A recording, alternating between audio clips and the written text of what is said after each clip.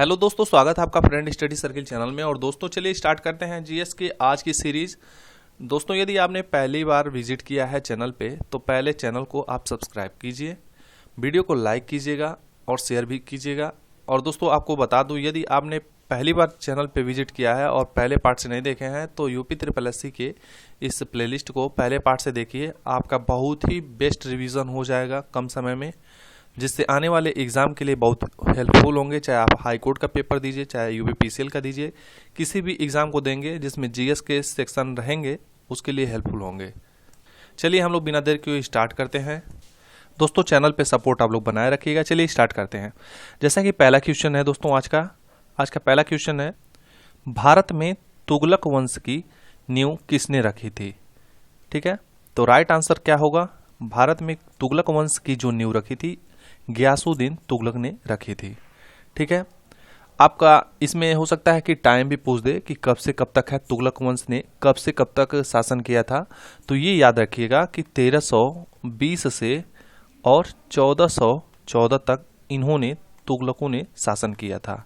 ठीक है, ये चीज आप ध्यान देंगे। और एक सीरीज भी पूछ देता है जिसमें आपको गुलाम वंश, खिलजी वंश, तुगलक, सैयद, लोदी, इन पांचों का क्रम पूछ देता है। तो याद रखिएगा कि पहले गुलाम वंश है, ठीक है, उसके बाद खिलजी वंश है, फिर तुगलक, फिर सैयद, फिर लोदी वंश। ठीक है, आपको याद करने के लिए एक ट्रिक छोटा सा दे रहा हूं। जैसे याद कर लीजिएगा कि गुलाब खिला तुम सब लो।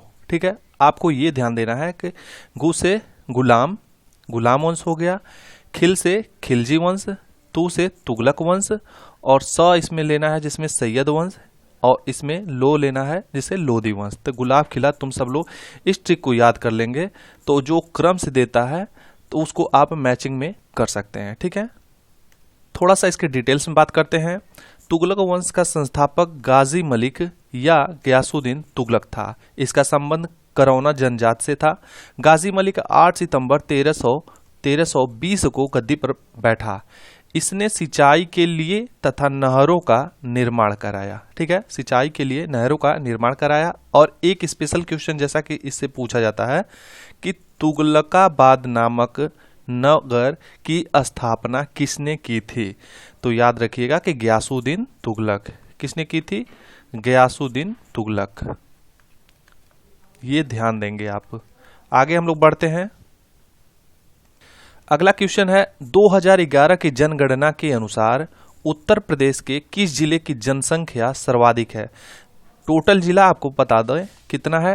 टोटल 75 जिले हैं, जिसमें पूछ रहा है कि सबसे ज्यादा जनसंख्या कहाँ की है। तो याद रखिएगा कि इलाहाबाद की है। ठीक है, अब हम बात करते हैं इसके एक्सप्लेनेशन की।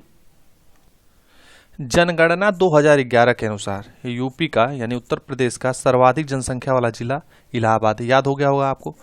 सबसे कम जनसंख्या वाला जिला तो महोबा। उत्तर प्रदेश का सबसे अधिक जनसंख्या घनत्व यदि पूछ देता है तो याद रखिएगा कि जनसंख्या घनत्व के मामले में सबसे प्रथम गाजियाबाद, और सबसे कम के जनसंख्या घनत्व में ही ललितपुर है। ठीक है, ये आप ध्यान देंगे। अगला क्वेश्चन है, किस मुगल शासक की मृत्यु उसके पुस्तकालय की सीढ़ियों से गिरकर हुई थी? ठीक है, अब क्वेश्चन ये लोग घुमा भी सकते हैं, पुस्तकालय की जगह लाइब्रेरी भी लिख सकते हैं। तो ये ध्यान दीजिएगा। तो कौन सा था? मुगल शासक हुमायूं था। अब इसके बारे में हम लोग जान जाते हैं। हुमायूं के बारे में जितने भी आपको ग्रुप सी तक के एग्जाम के लिए, ग्रुप सी और डी तक के लिए जितने भी एग्जाम पूछे जाते हैं यहीं से क्वेश्चन पूछे जाते हैं। इतना बस आपको बेसिक जानकारी रहनी जरूरी है। अब डीपली पूछ देगा तो उसके लिए तो कोई भी आपको टेक्स्ट बुक पढ़ना ही पड़ेगा। तो क्या है कि भारत में मुगल वंश का संस्थापक बाबर का पुत्र नसीरुद्दीन हुमायूं 1530 ईस्वी में मुगल वंश की गद्दी पर बैठा। कब बैठा? 1530 ईस्वी में। गद्दी पर बैठने से पूर्व वो कहाँ का सूबेदार था? तो बदख्शा प्रदेश का ये सूबेदार था। 1539 ईस्वी में चौसा का युद्ध हुमायूं और शेरशाह के बीच में हुआ। शेरशाह यानी कि शेर खान, ठीक है, उसका नाम शेर खान था, बाद में शेरशाह पड़ा। वर्ष 1539 ही आप ध्यान देंगे कि चौसा का युद्ध पूछता है। चौसा का युद्ध कब हुआ था? तो चौसा का युद्ध 1539 में हुआ था। ठीक है, और इसी युद्ध को जीतने के बाद शेर खान ने शेरशाह की पदवी धारण की थी यानी ग्रहण की थी। इसके बाद बिलग्राम या कन्नौज के युद्ध में 1540 ईस्वी में हुमायूं एक बार फिर शेर खान से पराजित हुआ। ठीक है। 1540 यानी अगले साल भी फिर इन्होंने युद्ध किया और फिर जो है हुमायूं पराजित हुआ। और 1555 ईस्वी में हुमायूं ने पंजाब के सूरी शासक सिकंदर को पराजित कर पुनः दिल्ली की मुगल वंश की गद्दी पर बैठा। और 1556 ईस्वी में हुमायूं की मृत्यु उसके दीन पनाह भवन में स्थित पुस्तकालय की सीढ़ियों से गिरकर हो गई थी। तो ये भी पूछ सकता है कि कहाँ से हुई थी, तो दीन पनाह भवन में। अगला क्वेश्चन है, महात्मा गांधी ने भारतीय राष्ट्रीय कांग्रेस के किस अधिवेशन की अध्यक्षता की थी? स्पेशल क्वेश्चन है और केवल यही जो है बेलगांव 1924। बेलगांव कहाँ पे है? तो याद रखिए कि कर्नाटक में है, ठीक है। स्टेट भी पूछ देता है कि महात्मा गांधी ने जहाँ पे अधिवेशन की अध्यक्षता की थी बेलगांव, वो किस राज्य में है? तो कर्नाटक, याद रखेंगे। थोड़ी सी और जानकारी इंडियन नेशनल कांग्रेस से ले लेते हैं। तो इसका जो स्थापना है वो कब हुआ था? 28 दिसंबर 1985, ठीक है। कब हुआ था? 1985 में। और जैसा कि प्रथम अधिवेशन कहाँ पे हुआ था? उसी साल मुंबई में हुआ था। और उसकी अध्यक्षता किसने की थी? WC बनर्जी ने की थी, जिन्हें क्या बोलते हैं? व्योमेश चंद्र बनर्जी। अगला क्वेश्चन है, विश्व प्रसिद्ध मोर सिंहासन का निर्माण और उसके लाल किले में स्थापना किस मुगल शासक ने की थी? तो राइट आंसर हो जाएगा शाहजहां ने। विश्व प्रसिद्ध मयूर सिंहासन का निर्माण शाहजहां ने करवाया था। पहले यह आगरे के किले में था। कहाँ था? पहले आगरे किले में था। बाद में इसे दिल्ली के लाल किले में स्थापित किया गया था, जिसे यहाँ से लूटकर नादिर शाह अपने देश ईरान ले गया था। शाहजहां के शासनकाल को मुगल स्थापत्य कला का स्वर्ण काल कहा जाता है। ये पूछ देता है, मोस्ट इंपॉर्टेंट क्वेश्चन है। मुगल स्थापत्य कला का स्वर्ण काल किसके शासनकाल को कहा जाता है? तो शाहजहां के शासनकाल को कहा जाता है।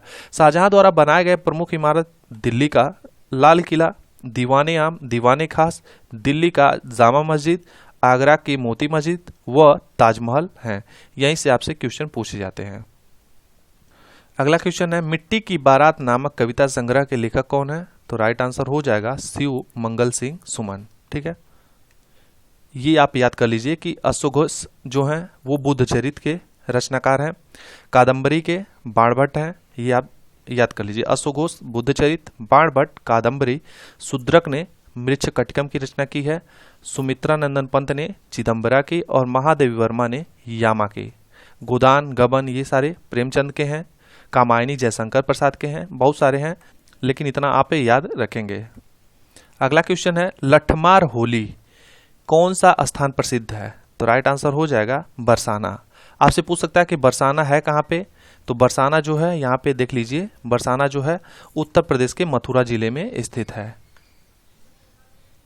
इंपॉर्टेंट क्वेश्चन, कुंभ मेले का आयोजन भारत में कहाँ कहाँ पर होता है? इसका आयोजन कहाँ कहाँ किया जाता है? तो याद रखिएगा, हरिद्वार में किया जाता है, प्रयागराज में किया जाता है, नासिक और उज्जैन में किया जाता है। यानी कि टोटल जो है वो 4 जगह हैं। कहाँ पे हैं ये आप कमेंट बॉक्स में जरूर बताइएगा। अगला क्वेश्चन है, रामचरितमानस का कौन सा कांड सबसे छोटा है? ठीक है, तो किष्किंधा कांड जो है ये सबसे छोटा है। अवधी भाषा में रची गई रामचरितमानस, ये पूछ देता है कि रामचरितमानस की जो भाषा है वो कौन सी है? तो अवधी है। और 16वीं शताब्दी में तुलसीदास जी के द्वारा रची गई थी, ठीक है। रामचरितमानस को तुलसीदास जी ने 7 कांडों में विभक्त किया है। टोटल कितने कांड हैं? तो ये भी पूछ सकता है कि टोटल 7 कांड हैं। कौन कौन से हैं देख लेते हैं। पहला है बालकांड, दूसरा है अयोध्या कांड, तीसरा है अरण्य कांड। अरण्य में क्या होता है? जंगल। किष्किंधा कांड, सुंदर कांड, लंका कांड और उत्तरकांड। जिसमें सबसे पूछ देता है कि सबसे बड़ा कौन सा है? तो वो है बालकांड। और सबसे छोटा जैसा कि किष्किंधा बताया गया है। संविधान से जैसा कि इसके पहले पॉलिटी से करवाया गया था भाग 1 से 5 तक। अब भाग 6 से देख लेते हैं। भाग 6 में क्या है? तो भाग 6 में जो है राज्य सरकार के बारे में बताया गया है। भाग 7 निरसित हुआ है। भाग 8 जो है संघ राज्य क्षेत्र। भाग 9 में पंचायतें, जैसा कि 73वां संविधान संशोधन 1992।